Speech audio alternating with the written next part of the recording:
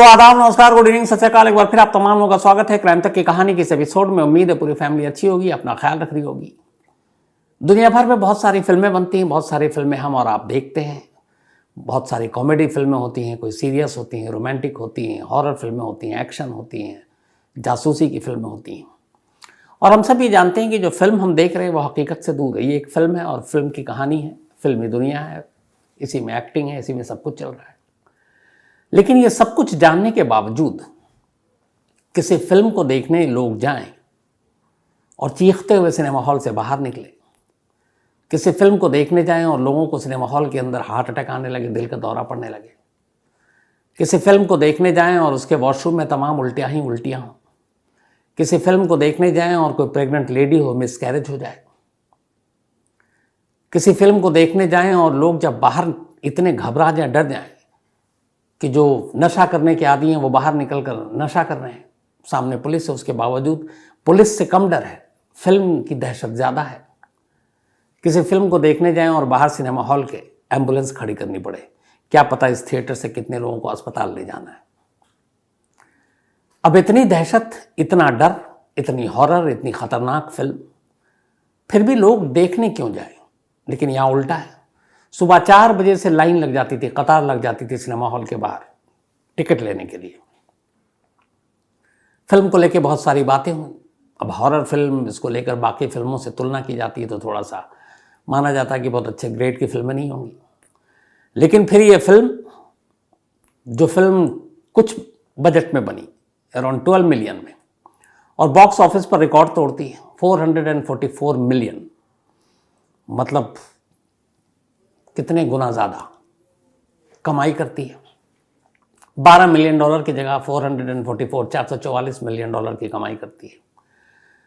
इसके बाद अब ये फिल्म अवार्ड के लिए इसको भेजा जाता है। ऑस्कर में 2 नॉमिनेशन मिलते हैं इसको, बल्कि ऑस्कर में 10 नॉमिनेशन मिले टोटल, और उस 10 में से 2 ऑस्कर अवार्ड भी ले जाए। ग्लोब अवार्ड में भी इसको भेजा जाए, नॉमिनेशन मिले और वहां भी अवार्ड मिल जाए।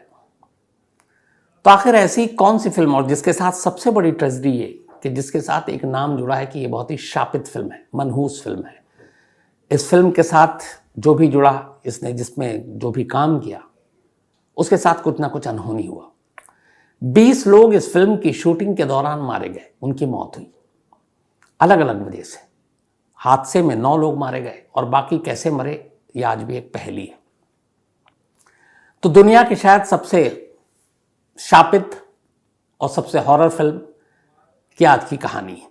एक ऐसी डरावनी फिल्म जिसके बारे में है कि जिस वार्नर ब्रदर्स प्रोडक्शन की फिल्म थी, तो उसके लोग जब इस थिएटर में इसको गए देखने के लिए, प्रीव्यू के लिए कि ये फिल्म कैसी बनी है, कैसी चलेगी कि नहीं, थोड़ी देर के बाद वार्नर ब्रदर्स की टीम के लोग सिनेमा हॉल से भाग गए। उन्होंने कहा आगे नहीं देख पाएंगे। फिल्म क्रिटिक्स के लिए फिल्म को रखा गया सिनेमा हॉल में रिलीज से 5 दिन पहले कि देखिए आप अपनी रिव्यू दीजिए, बताइए कैसे फिल्म बनी। क्रिटिक्स सिनेमा हॉल में पिक्चर देखने गए, कुछ ही देर के बाद सिनेमा हॉल से भाग निकले। उन्होंने कहा आगे नहीं देख पाएंगे। अब आखिर ऐसी डरावनी और ऐसी कौन सी फिल्म है? तो सबसे पहले इस पूरी फिल्म की अब आपको कहानी बताता हूं। बात 1969 की है।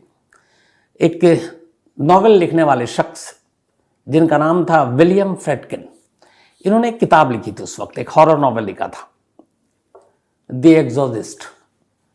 अब इस किताब को लिखने के बाद ये नॉवेल काफ़ी हिट हुआ, लोगों ने पसंद की, एक हॉरर कहानी थी। तो ख्याल आया कि क्यों ना इस नॉवेल पर वो फिल्म बनाए। अब इसको लेके वो बड़े बड़े जगह पर गए। वार्नर ब्रदर्स ने इस नॉवेल की राइट खरीद ली थी। अब उसके बाद ये हुआ कि फिल्म बनेगी, लेकिन वार्नर ब्रदर्स की तरफ से जब फिल्म के राइट्स खरीदने के बावजूद बड़े बड़े डायरेक्टर्स को कांटेक्ट किया गया, कहानी सुनी, नॉवेल पढ़ी, और किसी भी बड़े डायरेक्टर ने इस फिल्म को करने से इनकार कर दिया। शायद उसकी वजह ये थी, उन्हें लगा कि एक हॉरर फिल्म की इमेज थोड़ी BC ग्रेड की होती है, तो कहाँ इस फिल्म में पड़ेंगे। अब जब बड़े डायरेक्टर नहीं मिले तो फिर बड़े एक्टर भी नहीं मिलेंगे, तो कोई बड़ा एक्टर भी नहीं आया, क्योंकि नए नवेले डायरेक्टर के साथ कौन काम करे। जब हर तरफ से मायूसी हुई और कोई डायरेक्टर नहीं मिला, तो खुद इस नॉवेल के लिखने वाले जो स्क्रीन राइटर विलियम फ्रेडकिन ने कहा, कि मैं ही इस फिल्म को डायरेक्ट करूंगा। और उसके बाद ये हुआ कि अब वो इस फिल्म को डायरेक्ट करेंगे। लेकिन अब एक नए डायरेक्टर के साथ कौन काम करे, तो मुश्किल यहीं से शुरू हुई। तो ये हुआ कि स्टार कास्ट सारे नए लोगों को मौका दिया जाएगा। अब नए लोगों के साथ इस फिल्म की शूटिंग शुरू करने का फैसला लिया जाता है। जो मेन इसमें एक लड़की का किरदार था, उसके लिए करीब 1000 लड़कियों के ऑडिशन होते हैं और उनमें से फिर एक लड़की को चुना जाता है जिसका नाम है लिंडा ब्लेयर। अब इन सब चीज़ों के बाद अब फिल्म की शूटिंग शुरू होती है। 1973 में इस फिल्म की शूटिंग शुरू हुई।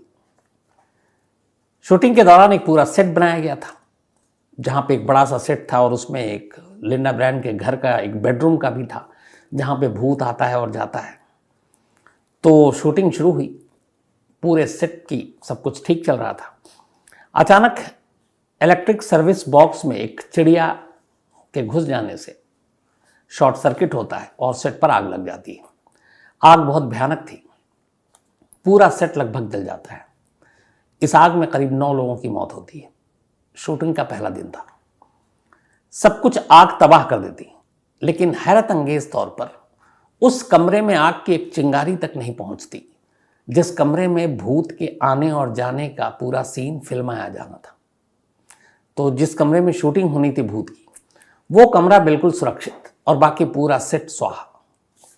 ये पहली चीज़ थी जो लोगों को बड़ी अजीब ताज्जुब हैरत हुई। कुछ फायर ब्रिगेड वालों को भी जब वो पहुंचे, जिस तरह आग की लपटें चारों तरफ थी, तो वो कमरा और उसमें तमाम चीज़ें जलने वाली थी, बेड से लेके कपड़े तक। लेकिन जिस रूम में भूत का सीन था, उस रूम में एक चिंगारी तक नहीं पहुंची, बच गया। अब इसके बाद ये हुआ कि लोग डर गए कि क्या मामला है, बातें होने लगी। डायरेक्टर को लगा कि सेट के लोग घबराए हुए हैं, आर्टिस्ट घबराए हुए हैं, टेक्नीशियन घबराए हुए हैं। तो उन्होंने फिर एक फादर को कांटेक्ट किया इस इंसिडेंट के 6 हफ्ते के बाद। अब शूटिंग भी शुरू करनी थी और उनसे कहा डायरेक्टर फ्रेडकिन ने कि फादर आप आकर हमारे सेट का शुद्धिकरण कर दीजिए। फादर आए, लेकिन उन्होंने कहा कि अगर मैं शुद्धिकरण करूंगा तो तुम्हारी टीम के अंदर और ज़्यादा बेचैनी और घबराहट हो जाएगी, इसलिए कि उन्हें लगेगा कि वाकई यहाँ कुछ गड़बड़ है और भूत प्रेत है, तो शायद वो सेट पे काम भी ना करें। ये कहते हुए फादर वहाँ से बिना उस सेट का शुद्धिकरण किए हुए निकल गए। उन्होंने किया नहीं। अब उनके जाने के बाद खैर 6 हफ्ते बीत गए थे। किसी तरह से समझा बुझा कर डायरेक्टर ने तमाम एक्टर्स को राज़ी किया, टेक्नीशियन को राज़ी किया, शूट शुरू किया। अब उसी में एक शूट में चूंकि भूत उछलता है, कूदता है, तो तारों से लटक कर, मेन आर्टिस्ट है उसको तारों से लटकाया गया और इधर उधर झुलाना था। अब वो इस तरीके से तार अचानक अपने आप झूलने लगा कि वो जो लेडी थी वो चिल्ला रही है कि मुझे नीचे उतारो। डायरेक्टर और बाकी लोगों को लग रहा है कि वो फिल्म का पार्ट है, लेकिन उसकी हालत ख़राब हो रही थी और उसकी लगभग जो रीढ़ की हड्डी थी उसमें काफ़ी चोट आ गई। बाद में जब उसने गालियां देनी शुरू की तब लोगों को लगा मामला गड़बड़ है, उसे नीचे उतारा गया और फिर उसे अस्पताल पहुंचाया गया। बाकी पूरी शूटिंग के दौरान वो बैसाखियों पर ही सेट पर आती थी। ये ऐसा हुआ उसके साथ। इसके बाद भी फिल्म रुक रुक कर शूट होती रही, चलती रही, लेकिन 9 हादसे जो मरे थे हादसे में, उसके बाद फिर एक एक कर अलग अलग लोगों की भी मौत होने लगी। पहली जो मौत हुई वो एक जैक मैकगॉरन की हुई थी, जो फिल्म में एक रोल प्ले कर रहे थे और उनके वो शैतान के हाथे मरता हुआ दिखाई देना था, लेकिन उससे पहले ही रहस्यमय तरीके से उसकी मौत हो गई। इसके बाद फादर डैमिन की एक मां का रोल उसमें करना था, एक्ट्रेस वासिली की। फिल्म रिलीज होने से पहले उसकी भी मौत हो गई। और इसके बाद एक और शख्स की फैमिली मेंबर की मौत हो गई, क्रू मेंबर्स की मौत हो गई, और उसे एकदम बिल्कुल ठीक ठाक, कुछ पता नहीं कैसे हुआ।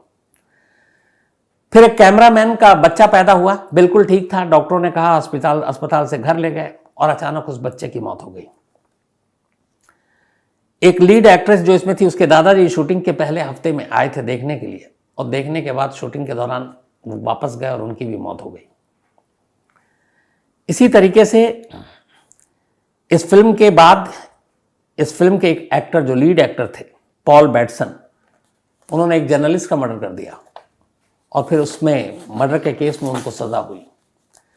तो ऐसे करते करते अलग अलग वक्त में 9 लोग आग के हादसे में और 11 लोग अलग अलग तरीके से, और जो रहस्य है कि कैसे उनकी मौत हुई कोई नहीं जानता। 20 लोगों की इस मामले में मौत हो गई। खैर किसी तरीके से ये फिल्म जो है बनकर कंप्लीट हुई, बहुत डिले भी हुआ, रुका भी, और लेकिन फिर भी फिल्म कंप्लीट हो गई। अब फिल्म की कहानी क्या थी? फिल्म की कहानी थी फिल्मी कि एक एक्ट्रेस है, एक हीरोइन है हॉलीवुड की, और उसकी एक बेटी है, और वो एक फिल्म के सिलसिले में एक नए जगह पर एक नए घर में शिफ्ट होती है, और अचानक उसकी बेटी के अंदर एक बदलाव आता है। वो चीखती है, चिल्लाती है, कुछ लोगों से बात करती है, अजीब अजीब तरह का व्यवहार करती है। वो डॉक्टर को दिखाती है, डॉक्टर सारे टेस्ट करते हैं, कहते हैं कि बिल्कुल नॉर्मल है, लेकिन उसकी तबीयत लगातार बिगड़ती जा रही है, उल जलूल हरकत करती जाती है। कहती है कि हाँ मेरा दोस्त है, और दोस्त का गर्दन उल्टा है। फिर एक दिन उस दोस्त की घर के बाहर लाश मिलती है। फिर एक रोज़ ये बात करते करते एक्ट्रेस की बेटी वो अपना पूरा गर्दन 360 डिग्री में घुमा लेती है। माँ घबरा जाती है। इसके बाद एक डॉक्टर कहता है कि शायद इसके अंदर बुरी आत्मा घुस गई है, तो आप किसी फादर प्रीस्ट को बुलाओ। फिर एक फादर प्रीस्ट आते हैं, वो आते ही समझ जाते हैं कि ये बुरी आत्मा के शिकंजे में है। उसके बाद वो इसका इलाज शुरू करते हैं। इस दौरान में तमाम कहानियाँ अलग अलग मोड़ लेती है, और फिर आखिर में वो प्रीस्ट कामयाब होते हैं उस लड़की को भूतों के चंगुल से छुड़ाने के लिए। ये है द एग्जॉर्सिस्ट फिल्म की कहानी। तो अब इस फिल्म के लिए जो बजट रखी गई थी शुरू में 2.5 मिलियन डॉलर थी टोटल बजट, लेकिन इतने सारे हादसे हुए, इतना वक्त बीता, डिले होता गया, तो 2.5 मिलियन डॉलर के बजट के बनने वाली फिल्म 5 गुना बढ़कर करीब 12 मिलियन डॉलर में फिल्म बनी, 12 मिलियन में। तो वक्त भी लगा और जो बजट है वो भी 5 गुना हो गया। डायरेक्टर की भी हवा खराब, प्रोड्यूसर की भी हवा खराब। खैर अब फिल्म बनकर रिलीज हो गई। 1973 में इस फिल्म को रिलीज किया जाना था, और 25 दिसंबर क्रिसमस के दिन ये फिल्म रिलीज होनी थी।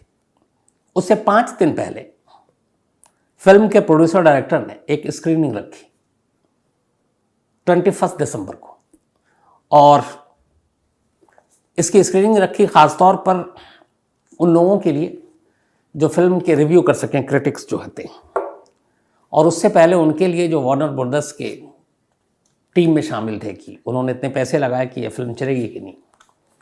वार्नर ब्रदर्स की पूरी टीम जो है, जो उनके एग्जीक्यूटिव आए थे फिल्म का रिव्यू करने, और ताकि अपने ऊपर के बॉसेस को उसके बारे में बता सके, वो फिल्म शुरू होते ही कुछ ही मिनट के बाद इतने घबरा गए, इतने डर गए कि बिना रिव्यू दिए वही भाग निकले।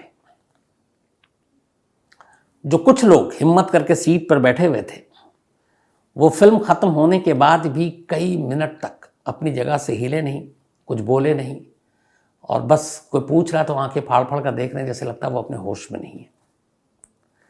इसके बाद अब इस फिल्म की प्रीमियर रखी गई, और जर्नलिस्ट के लिए और जो फिल्म क्रिटिक्स हैं उनके लिए, और उनको बुलाया गया।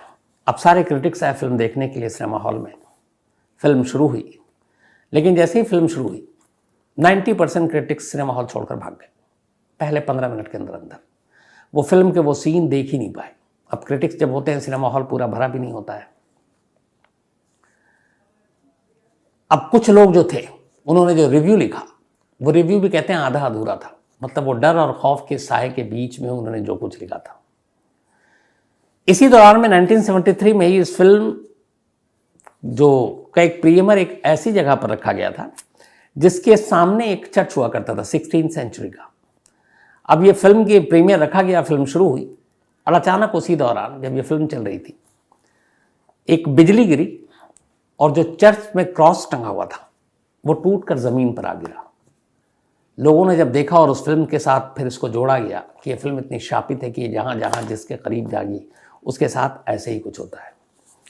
अब जब ये सारी चीज़ें हो चुकी, रिव्यू में एग्जीक्यूटिव जो वार्नर ब्रदर्स के हैं वो फिल्म क्रिटिक्स, अब डायरेक्टर को और बाकी लोगों को लगा कि ये चक्कर क्या है, लोग इतने दहशत में क्यों। अच्छा, फिल्म की कहानी भी इस दौरान में अब अखबारों में आ रही कि एक मनहूस, एक शापित फिल्म जिसने जब शुरुआत हुई तभी उसके आग लग गई, 9 लोग मरे। फिर फिल्म में जितने लोग जुड़े हुए थे फिल्मों से, उनके अपने या फिर उनके करीबियों की रहस्यमय ढंग से मौत होने लगी।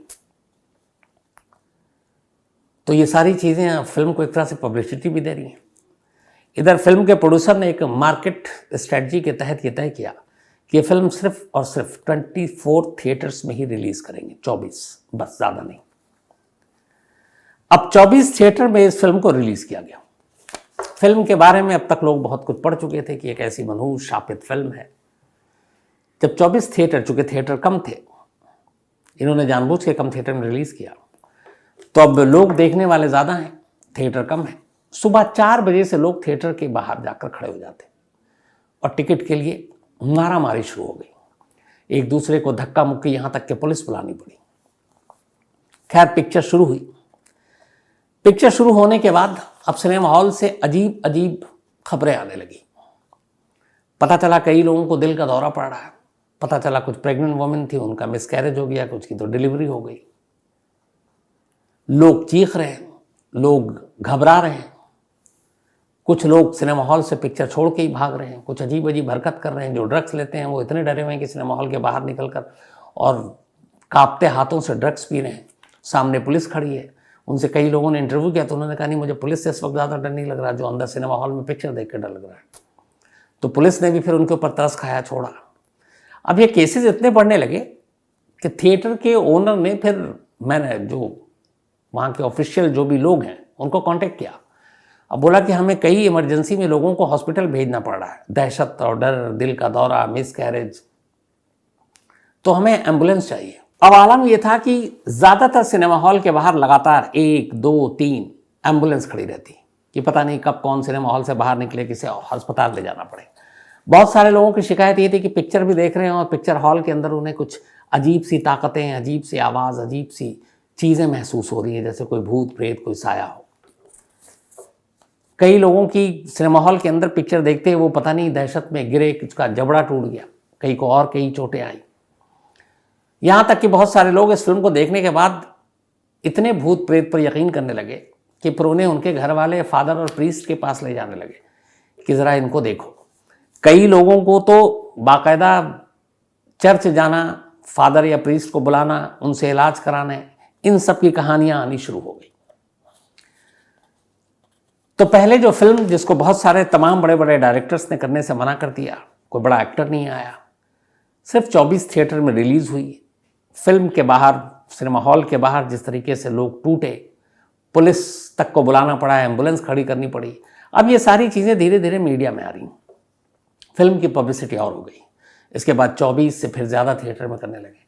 इधर अमेरिका के बाहर भी ये सारी फिल्में रिलीज़ होने लगी और देखते ही देखते अब ये फिल्म बॉक्स ऑफिस पर ज़बरदस्त झंडे गाड़ने लगी। सिर्फ $12 मिलियन में जो फिल्म बनी वो अराउंड 4.5 मिलियन, मतलब 446 मिलियन, $486 मिलियन तक की कमाई पर जा पहुंची।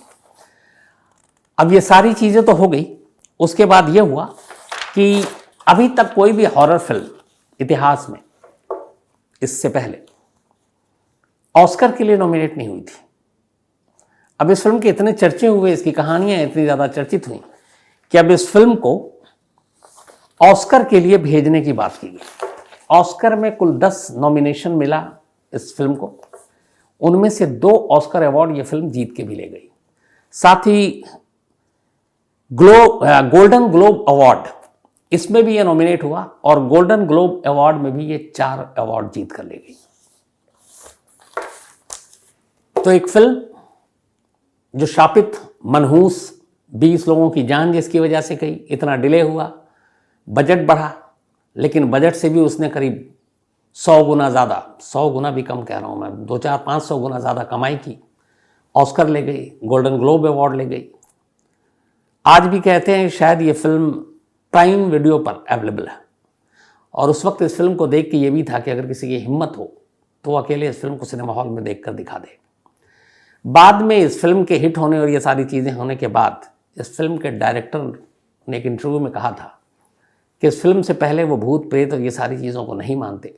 उन्होंने जब नॉवेल लिखा तब भी नहीं मानते, लेकिन अब भूत प्रेत और साए पर उन्हें भरोसा और यकीन होने लगा है। ये उनकी लाइन थी। तो ये थी कहानी अब तक की सबसे शापित, सबसे मनहूस, सबसे डरावनी उस वक्त की फिल्म की, द एग्जॉर्सिस्ट। अब आते हैं आज के अपने वही सिलसिले पर। आज अमनदीप कौर जी का जन्मदिन है, तो हैप्पी बर्थडे अमनदीप जी।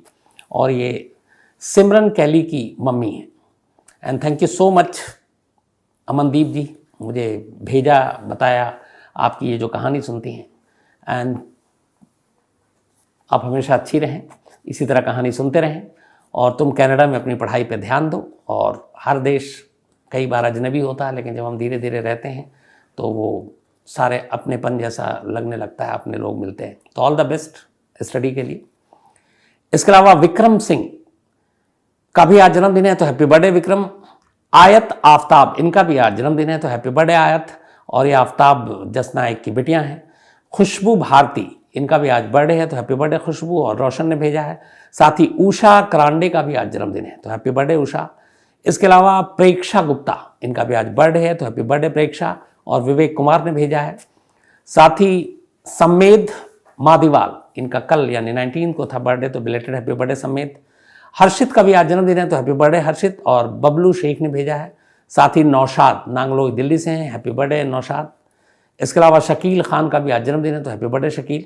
और ये करना सिरियासर कलां, ये राजस्थान में वहाँ से हैं, लेकिन फिलहाल सऊदी अरब में है। शुभम का भी आज जन्मदिन है, तो हैप्पी बर्थडे शुभम। और ये शिवी ने भेजा, and thank you so much. इसके अलावा रजत भारद्वाज, थैंक यू आपके मेल के लिए, और एक कहानी की फरमाइश की है। इरफान खान ने भी एक कहानी की फरमाइश की है।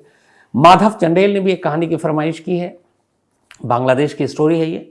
साथ ही सत्यम प्रियदर्शी, इन्होंने सवाल किया है कि लियोनेल मेसी, उनके बारे में उन्होंने पढ़ा है कहीं कि वो उनका जन्म असम में हुआ था। ये बिल्कुल गलत है सत्यम साहब, लियोनेल मेसी असम में पैदा नहीं हुए कभी, और वो अर्जेंटीना की तरफ से खेलते हैं, अर्जेंटीना के हैं, और असम से उनका कोई कनेक्शन नहीं है। राजन चौहान, इसके अलावा नरेंद्र तोमर कतर से, थैंक यू सो मच। आपका world cup, FIFA world cup खत्म हो गया और सब कुछ अच्छा हुआ होगा नरेंद्र भाई, डिटेल में आपसे और जानूंगा।